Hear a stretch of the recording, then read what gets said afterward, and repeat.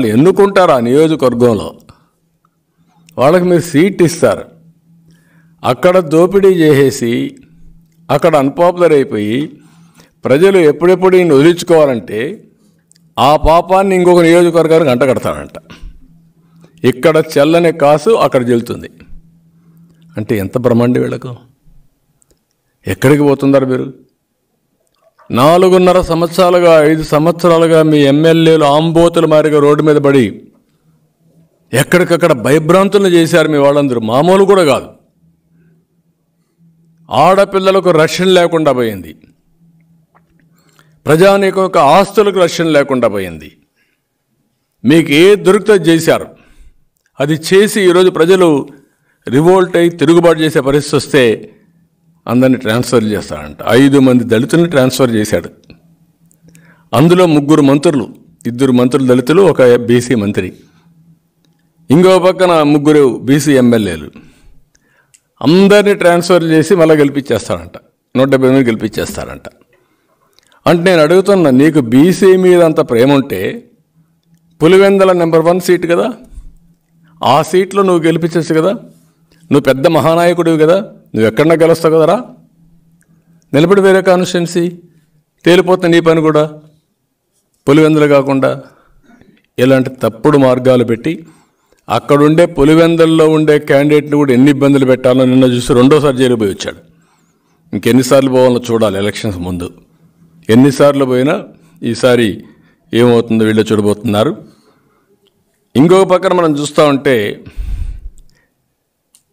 Okay, దొంగ ఓట్లు వేయడానికి, నకిలీ ఓట్లు సృష్టించడానికి ఇంత మునుపు చేశారు, మళ్ళా అదే ప్రాక్టీస్ చేస్తున్నారు.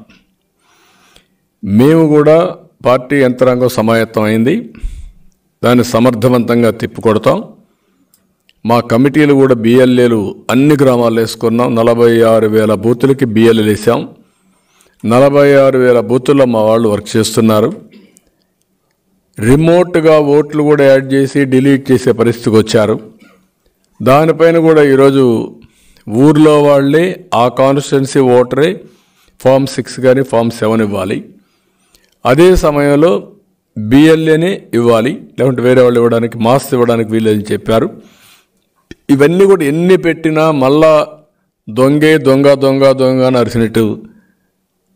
అంటే తెలంగాణలో ఎలక్షన్ అయితే అక్కడ తెలుగుదేశం వాళ్ళు ఎవరైనా ఉంటే, ఆంధ్రప్రదేశ్ ఓటర్స్ ఉంటే ఇక్కడ వచ్చి ఓటేయకూడదా? అక్కడ వేసి ఉంటే ఇక్కడ వేయకూడదు, అది వేరే. అక్కడ ఉంటేనే వేయకూడదు కాబట్టి వీళ్ళందరినీ తీసేయాలి. ఇది ఎక్కడ చదువు అండి?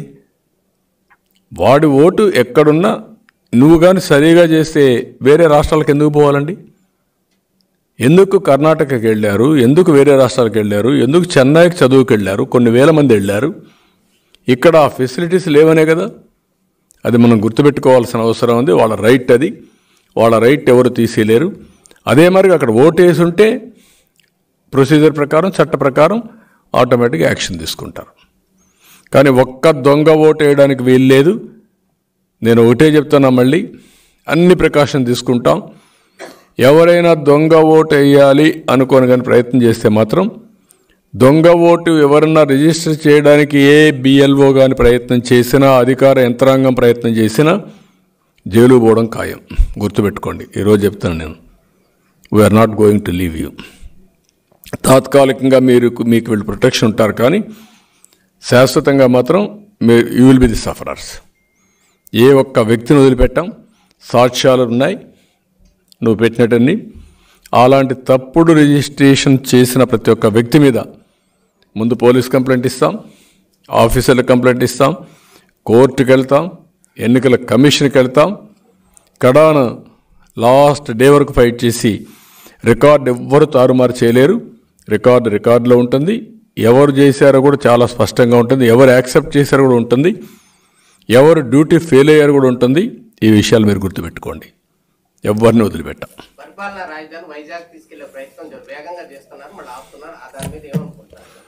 అన్ని చెత్త పనులే కదా.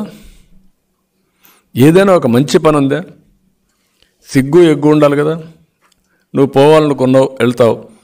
ఎవడైనా ఒప్పుకుంటాడంటే 500 కోట్ల రూపాయలు రిషికొండలో మీ తాత జాగీర్. అది నేను అడుగుతున్న స్ట్రైట్ క్వశ్చన్. టూరిజం పేరుతో 500 కోట్లు పెట్టి ఒక బంగ్లా కడతావా నువ్వు? బాధ్యత ఉందా నీకు? 500 కోట్లు ఏంటి? ఒక టూరిజం ఏంటి? హోటల్ కడితే ఎంత అవుతుంది? 500 కోట్ల రూపాయలు రోజుకు రెంట్ ఎంత కట్టాలా? అది రెంట్కి ఇవ్వాలంటే కట్టాలి కదా. టూరిస్టులు ఎవడొచ్చినా 500 కోట్ల రూపాయలు ఒక బంగ్లాకు పెట్టి టూరిస్టులు వస్తారా? అంటే అంటే ఒక్కొక్కడు వచ్చి దినానికి ఎంత కట్టాలి? కోటికి కూడా కాదు, ఇంకా ఎక్కువ కట్టాలి. 500 వడ్డీ సంవత్సరానికి 80-90 కోట్లు వడ్డీనే మళ్ళీ తిరిగి పే చేయాలి.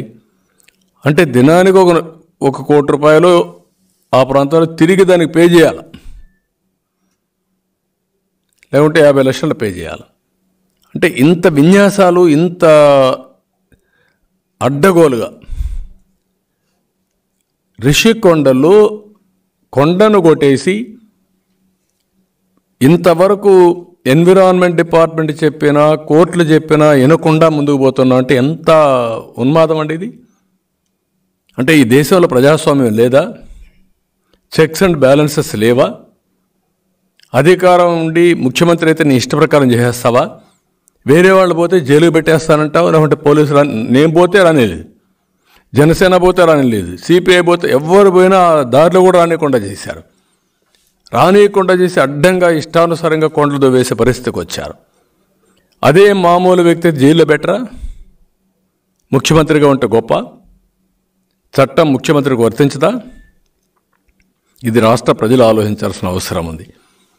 అంటే రాష్ట్ర ప్రజానీకం ఓటేసి నిస్సహాయులుగా మారిపోతే ఇలాంటి దుర్మార్గులు కొండలు దవ్వుతారు. పవిత్రమైనటువంటి ఋషికొండ లాంటి కొండలు కూడా దవ్వేసి ఇష్టానుసారంగా చేస్తారు. దీనికి అంతటికి విరుగుడు మాత్రం ఒకటే, ప్రజా చైతన్యం. ఇలాంటి వాళ్ళు రాజకీయాల్లో ఉండడానికి కూడా అర్హత లేదు. రాజకీయ పార్టీలు పెట్టడానికి కాదు, రాజకీయాల్లో ఉండడానికి అర్హత లేని వాళ్ళు వచ్చి మరీ చేస్తున్నారు. మేము ఒకప్పుడు పోరాడేది ఒక హోందాగా ఉండేది. ఇష్యూస్ మీద పోరాడాం, సిద్ధాంతాలపైన పోరాడాం, సమస్యలపైన పోరాడాం, ఫెయిల్యూర్స్ పైన పోరాడాం. ఇది ఎక్కడికి పోవాలి? రిషికొండ పైన కూడా కట్టారు, ఇది తప్పు అని చెప్పించుకునే పరిస్థితికి వస్తే ఏమనాలి వెళ్ళి? ఇలాంటి చాలా దారుణం. కాదు, సాధ్యం అవుతుందా? ఎట్లా అవుతుంది? నేనున్న క్లారిటీగా నేను అడుగుతున్నాను, మాట అడుగుతున్నాను. 3 నెలల్లో నువ్వు ఇంటికి పోతున్నావు, నువ్వేమడుగుతున్నావు? ప్రభుత్వం మార్చడానికి అవకాశం లేదని అడుగుతున్నావు,